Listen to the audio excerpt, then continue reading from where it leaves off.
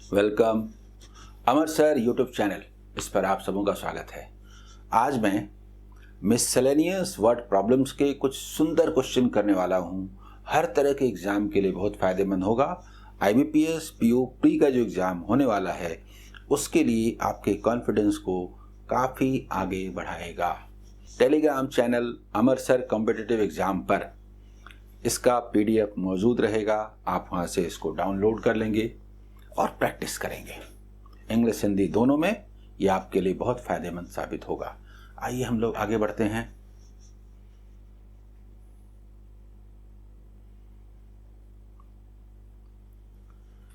सबसे पहले first question की ओर आप देखिए, ये पार्टनरशिप का सवाल है। एग्जाम में जो आपका अप्रोच होगा वो एकदम अलग तरह का होगा। एक्सप्लेन कर दूंगा, लेकिन देखिए, Sonia and Nivedita invest in A business in the ratio of 5:4. If 15% of the total income goes to charity and Sonia's share is rupees 2550, what is the total profit? Explain करता हूं, लेकिन सॉल्व कैसे करेंगे मालूम? Rupees 2550 into this is Sonia माने 5, तो 9 माने क्या? 15% goes to charity. This is 85%. What is 100%? यही आपका एग्जाम में अप्रोच होगा। अब देखिए, ऐसा है 5 यूनिट प्लस पर होता है तो डबल करते हैं। यहां पर एक 5, यहां पर एक 5, यहां भी 2 5s। देखिए ना, 50 है ना, ठीक है। तो 1 5 तो अपने आप शामिल है, हम लोग जस्ट इसको डबल कर देते हैं। 50 100 एक बार डबल करते हैं बस, और इसे एक बार डबल करते हैं। और ये सब कुछ दिखाई दे रहा है कि नहीं? इससे ये कितने टाइम्स कटेगा? डबल जीरो है ना, 5 भी है।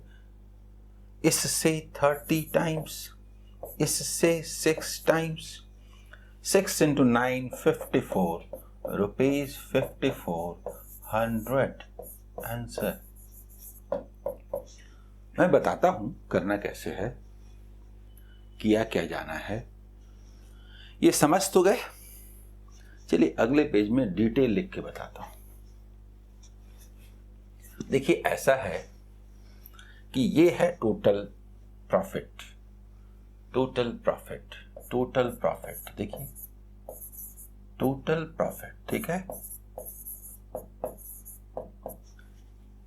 यानी 100% माना। इसमें से 15% गया चैरिटी में। ओके, 15% निकल जाएगा या 15% जाएगा चैरिटी में, ऐसे बोलते हैं। चैरिटी 15% माने 50, और इसमें जो बचेगा 85% यानी कि 85, इसे ही आपस में डिस्ट्रीब्यूट किया जाएगा। किसमें? सोनिया एंड निवेदिता में। तो आप मुझे बताइए, सोनिया का 5, निवेदिता का 4, टोटल 9 होगा कि नहीं? 9 total Sonia and Nivedita.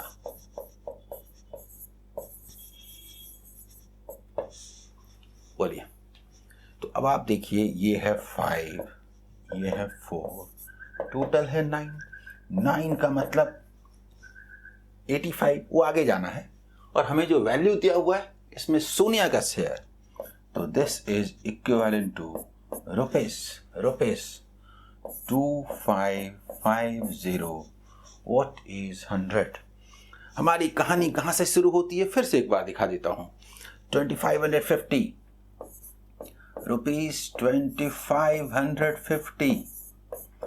This means 5। What is 9? तो ज्यादा होगा, माने 9/5। and this is 85. What is 100? What is 100? यही था जो हमने निकाला था, कितना रुपीस? 5400, जो हमने पिछले पेज में किया था। बोलिए, अप्रोच समझ में आया? आगे बढ़ें अगले क्वेश्चन की ओर। सेकंड क्वेश्चन एजेस का है। सेकंड क्वेश्चन एजेस का है। Sudesh is 6 times as old as प्रकाश। सुदेश प्रकाश के एज का 6 times है, 6 गुना है। ठीक है। Sudesh age will be twice that of Uday after 4 years, after 8 years. If Uday's 13th birthday was celebrated 3 years ago, what will be Sudesh's age after 4 years? इसमें प्रकाश का relation तो कोई काम का ही नहीं है। देखिए, मैं बताता हूं, ये अगर हम प्रकाश बोलें और ये सुदेश बोलें, तो सुदेश का ये 6 times है। अगर ये 1 है तो ये 6 है, पर ये यूज ही नहीं है ना, क्योंकि सुदेश से ही चर्चा होती रह गई और सुदेश के बारे में ही पूछा गया। अच्छा, फिर कहा गया ठीक है, अब एक उदय है, तो आज से 8 साल के बाद, 8 years के बाद, देखिए बताता हूं, इससे आज से 8 years के बाद, और एक मैप बना देते हैं, आज से 4 years के बाद पूछा भी है तो कर देंगे। ठीक है,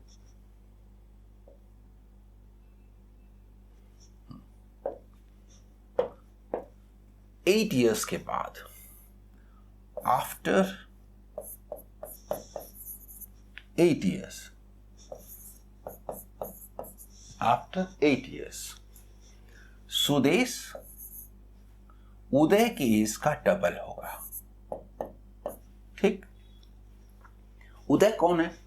इफ उदय's 13th birthday was celebrated 3 years ago, कहने का मतलब आज से 3 साल पहले यहां पर इन्होंने अपना 13th बर्थडे मनाया था।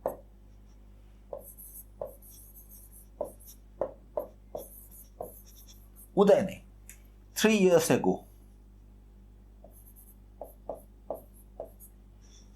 ये एट प्रेजेंट बात हो रही है, तो इसका मतलब आज इनका एज कितना है? 16 years है एट प्रेजेंट।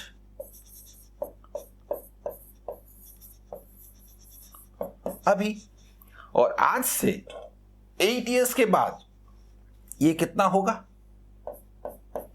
8 years के बाद प्लस 8,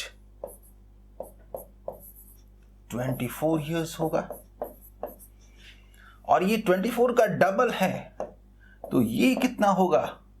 48 years होगा। 48 years है, तो आज का एज ये वाला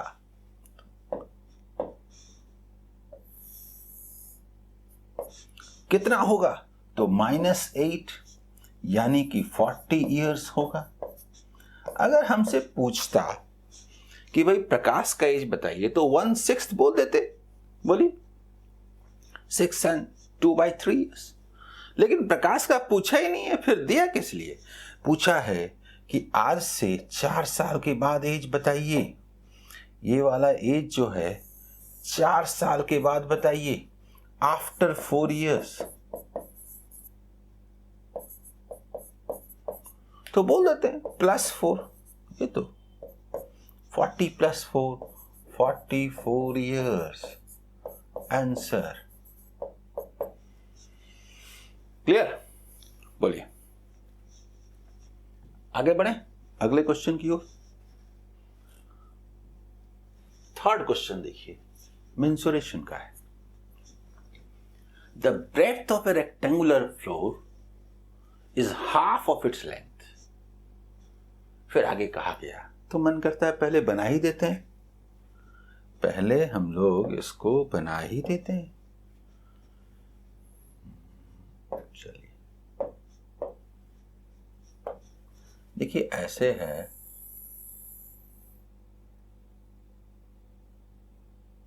ऐसे करते हैं, ठीक है। तो अगर हम b को बोलें x, तो l क्या है? डबल 2x, यही है ना। Breadth of A rectangular floor is half of its length. तो x और हाफ क्यों बोले? फ्रैक्शन को अवॉइड करते हैं, इसी को x बोलते हैं, 2x। x को लेके परेशान नहीं होना है। If ₹486 is required to paint the floor, to paint the floor, to paint the floor का मतलब देखिए, मतलब इस पोर्शन में,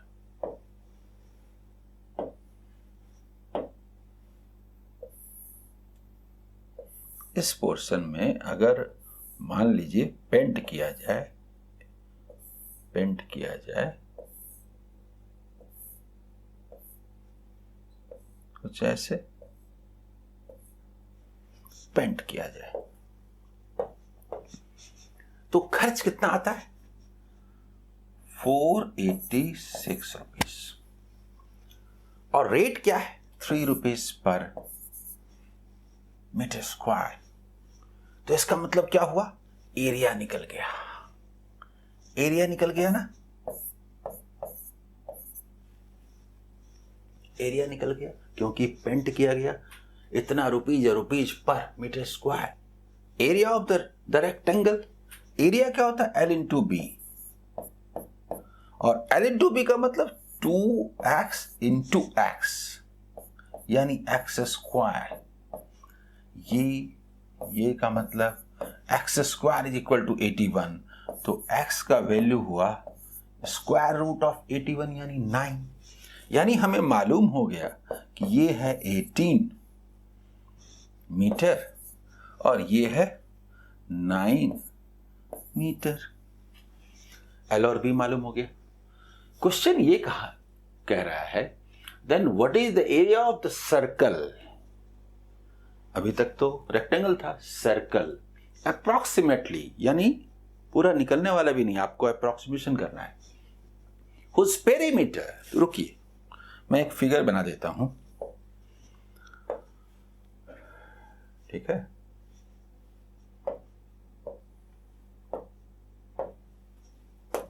देखिए सर्कल, तो सर्कल को यहीं बनाते हैं, चलिए ठीक है, सर्कल बनाते हैं। इसका, इस सर्कल का एरिया हमको बताना है। What is the area approximately whose perimeter is 5 times the length of the rectangle. यानी इसका जो पेरीमीटर है, यानी पेरीमीटर कहने का मतलब क्या हुआ? सर्कमफेरेंस। सर्कमफेरेंस कहने का मतलब 2 पाई आर, और ये क्या है? 5 टाइम्स एल का। मुझे बताइए, इसका जो लेंथ है उसका 5 टाइम्स यानी 90। ये क्या होगा? 90 मीटर क्या होगा? इसका सर्कमफेरेंस होगा। तो इसका एरिया बताइए। यानी आप रेडियस यहां से निकाल लीजिए, पर निकलेगा नहीं एग्जैक्टली क्योंकि अप्रोक्सीमेटली है। तो अप्रोक्सीमेशन आपको करने आता है कि नहीं, ये मैटर करेगा। सबसे पहली बात है, आप इसको देखिए, हम लोग बस इतना कर सकते हैं। देखिए 2 से ये 9, 45 इंटू 7, आर का वैल्यू क्या आया? 45 इंटू 7/22। इसको सॉल्व मत कीजिए, करके क्या मिलेगा? और रियल अप्रोक्सीमेशन तो बाकी है। हमें निकालना है एरिया, हमें निकालना है एरिया, एरिया निकालना है। इसको इधर लिख देते हैं, ठीक है। रुकिए,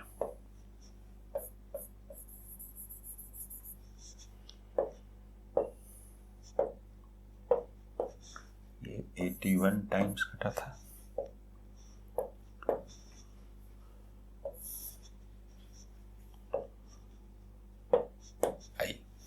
एरिया का मतलब पाई आर स्क्वायर। आर तो हमारा बड़ा पेचीदा है। आर स्क्वायर का मतलब 45 into 7 by 22 into 45 into 7 by 22। यानी ये तो ठीक है, एक कैंसिल हुआ, यहां तक तो ठीक। आगे क्या करें? हाउ, किस तरह से हम इसको निकालें, आसानी से हमारा कैलकुलेशन हो। कई तरीके होते हैं। एक तो ये है, पहला तरीका 22 है, हम लोगों को 45 इंटू 45 करना आता है, 7 से भी मल्टीप्लाई करना आता है, और तब 22 से डिवाइड करते समय भी कई अप्रोच है हमारे पास। देखिए मैं बताता हूं, 45 का स्क्वायर 2025, 2025 का मतलब 2025, 2000 इंटू 7 14,000 हुआ, और 25 से करने से 175 हुआ, बाई 22 हुआ कि नहीं? एक तरीका 11 से कैंसिल कीजिए, 2 से कैंसिल कीजिए, बात खत्म, वो भी चलेगा। और 11 से डिवाइड करना कोई मुश्किल काम नहीं, कर दूं। उसके बाद है ऐसा न करें तो भी होगा। चलिए 11 से डिवाइड ही कर देते हैं, ठीक है। 11 से अगर हम इसको डिवाइड करें तो क्या होगा? 11 2 8, और समझ लीजिए लगभग 8, लगभग अगर हम करें और फिर 2 से डिवाइड कर दें तो क्या आएगा? 644 अप्रॉक्स बोल सकते हैं, इसके आसपास। तो इसके आसपास क्या है? 645,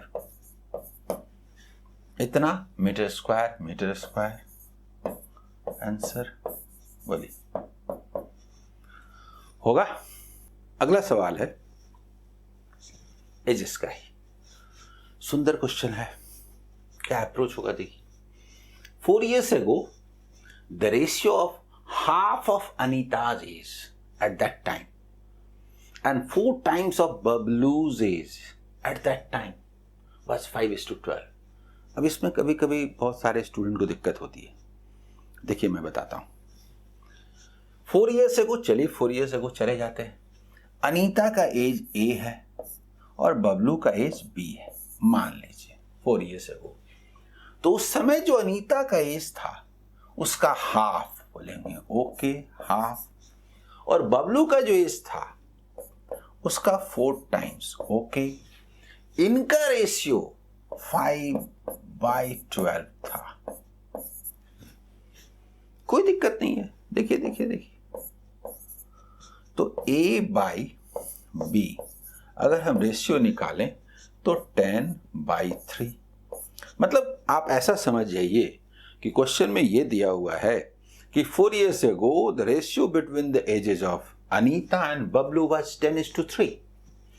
इस सिंपल सी बात को कि 4 years ago the ratio between the ages of A and B was 10:3 सीधा न कह करके कहा कि नहीं भाई, half of age of Anita and 4 times of Bablu the ratio was 5:12। बोलने का ढंग है।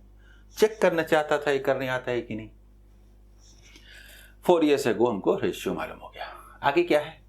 8 years hence, okay 4 years ago से 8 years hence जाएंगे तो 4 + 8 12 ऐड होगा यहां से। Anita's age at that time will be less than Bablu's age। सुनिए बबलू का एज, अनीता का एज, 2 years का डिफरेंस होगा। बबलू का एज को यदि हम मान लें कि ये 3 कुछ भी x बोली है और ये 10x है उस समय, तो दोनों का एज, बबलू का 3x + 12 होगा, अनीता का 10x + 12 होगा, ठीक है। लेकिन कहा जा रहा है कि अनीता के एज का हाफ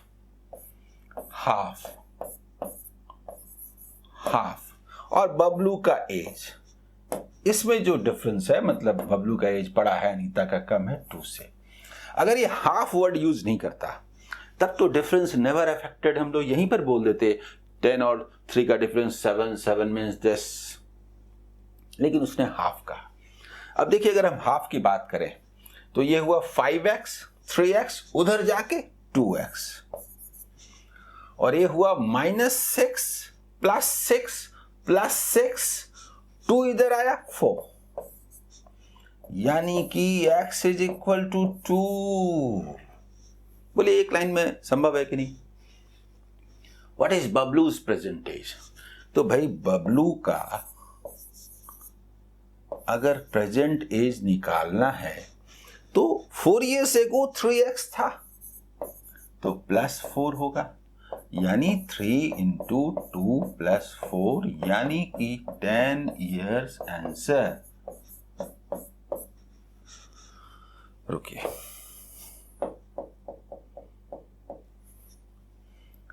10 years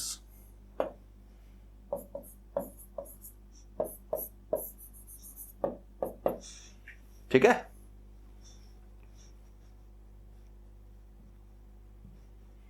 आइए नेक्स्ट क्वेश्चन की ओर चलते हैं। अगला जो सवाल है, देखिए अगेन पार्टनरशिप का है। P, Q and R are 3 partners, okay? P receives 5/12 of the profit and Q and R share the remaining profit equally. और फिर आगे कहा गया P से पार्टनरशिप में क्या होता है? Profits are distributed in the ratio of their investments if other conditions are the same. Other condition मतलब टाइम, समान समय तक जो पूंजी का निवेश होगा उसी के रेशियो में प्रॉफिट का डिस्ट्रीब्यूशन होगा। टाइम के बारे में कोई जिक्र नहीं है, इसका मतलब सेम है। प्रॉफिट का में जितना पार्ट हो रहा है वही पार्ट कैपिटल में भी है। तो आप जरा बताइए मुझे, ये this is P, this is Q and this is R।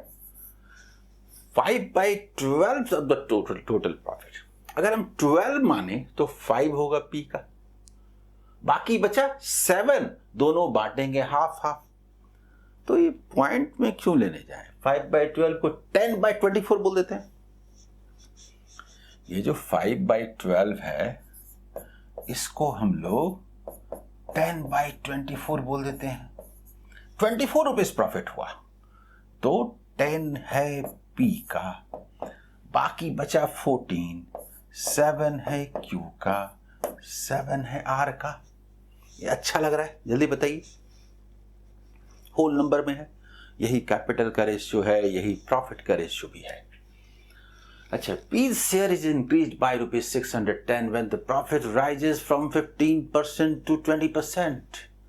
मुझे ये बताइए, अगर डायरेक्ट 1 लाइन में बोलना हो और निकालना हो तो ₹610 ये इंक्रीज होता है 15 to 20% होने पर, मतलब दिस इज 5%। What is 100%? ये हो गया P का शेयर। अब P मतलब 10, तो 7 माने क्या? ये आपका पहला पार्ट है, फर्स्ट मेथड है। आप चाहे तो ऐसे कर सकते हैं, आप चाहे तो ऐसे सॉल्व कर सकते हैं, दिखा भी दूंगा। ऐसे नहीं करेंगे तो कैसे करेंगे? देखिए क्या है, ये 50 है, ये 100 है, 2 से कर दीजिए। अक्सर मल्टीप्लिकेशन करने में दिक्कत होती है। सुनिए, अगर हम 61 into 2 करें तो 122, मतलब 122 ऐसे 7 होता है ना। अगर हम 1200 मान लें, 12 into 7, 8400 होगा ना। 8400 and 140 यानी 8540। ऐसे अगर आप करते हैं तो डायरेक्ट तुरंत आप कर सकते हैं, कोई फिगर बनाने की जरूरत नहीं है, और ये आपको समझ में भी आ चुका है। ये फर्स्ट वे है करने का। अदरवाइज आप बोलते हैं कि 5%, देखिए 5%, थोड़ा और इधर, 5% इज इक्विवेलेंट टू ₹610। तो 100% माने P का पार्ट इन्वेस्टमेंट, वो क्या 20 टाइम्स, ऐसे बोलिए 20 टाइम्स तो ये भी 20 टाइम्स 10 टाइम्स 6100 12,200 बोल सकते हैं कि नहीं? बोलिए ऐसे रुपीस दिस और ये 10 का मतलब हुआ फिर एक भाग कि 10 का मतलब हुआ रुपीस 12,200 तो 7 का मतलब हुआ क्या? उसी तरह से जो हमने निकाला ये वाला पार्ट। बोलिए रुकिए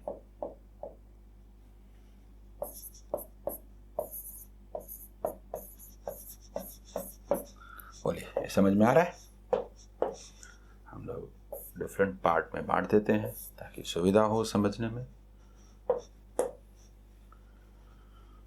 क्लियर? फर्स्ट और ये सेकंड, दो तरीकों से इसको किया जा सकता है। ओके, आगे बढ़े। अगला जो सवाल है 6th number. It takes 6 workers a total of 10 hours to assemble a computer. 6 worker चाहिए एक कंप्यूटर को असेंबल करने के लिए और वो 10 आवर्स में ये काम कर सकता है with each working at the same rate, मतलब उनकी एफिशिएंसी सेम है। आगे कुछ कहा गया, लेकिन आगे बढ़ने के पहले टाइम एंड वर्क का ये सवाल है। आप मुझे ये बताइए यूनिट वर्क मेथड का ये बेस्ट एग्जांपल है कि नहीं? आगे बढ़ने के पहले सबसे पहले हम लिख सकते हैं कि टोटल मान लिया कि जो 1 वर्कर है ये 1 यूनिट पर आवर ये वर्क करता है, तो टोटल वर्क कितना हुआ?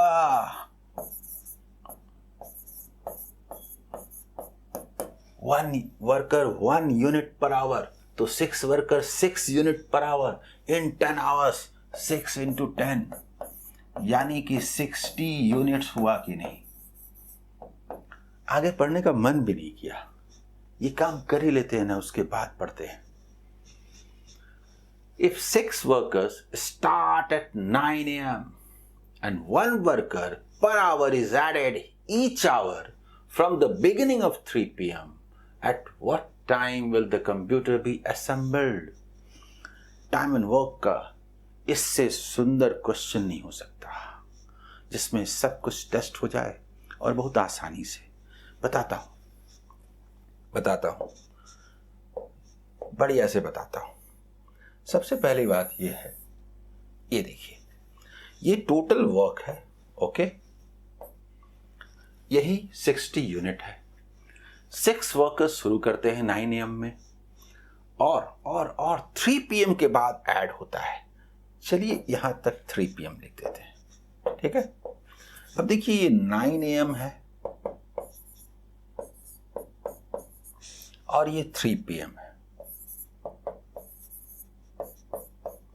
यानी इन 6 आवर्स में 6 वर्कर काम शुरू करते हैं, तो 6 into 6 36 यूनिट हुआ ना।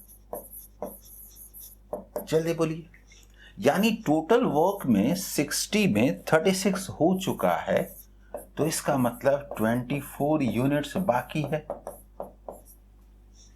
क्लियर? 3 बजे से, इसी समय से 3 बजे से 1 वर्कर हर आवर में ऐड होता जाता है, तो 3 से 4 यानी 3 बजे आ गया 7 वर्कर, तो 7 units per hour. 8 workers 8 unit per hour. 9 workers 9 unit per hour, फिर 10 यूनिट्स पर आवर। 24 यूनिट्स करना है। आप मुझे बताइए एवरेज इज 8, 24 हो गया कि नहीं? 1 आवर, जल्दी बोलिए। 1 आवर मतलब 3 बजे से 4 बजे तक में चलेगा। 1 आवर, वर्क इज फिनिश्ड। तो 3 बजे के बाद +3 हुआ कि नहीं? 3 आवर्स लगेंगे कि नहीं, इज इक्वल टू 3 आवर्स लगेंगे कि नहीं इस काम को खत्म करने में, यानी 6 PM में ये काम खत्म होगा। सी इज द आंसर। बताइए मुझे कितना शानदार क्वेश्चन था, ये बताइए। समझ गए? मैं लगातार डिफरेंट सेक्शंस के क्वेश्चंस आपके बीच लाता रहूंगा। आप उनको पढ़ते रहिए, एंजॉय करते रहिए। मेरा हर एपिसोड आपके कॉन्फिडेंस को खूब आगे बढ़ाएगा। All the best.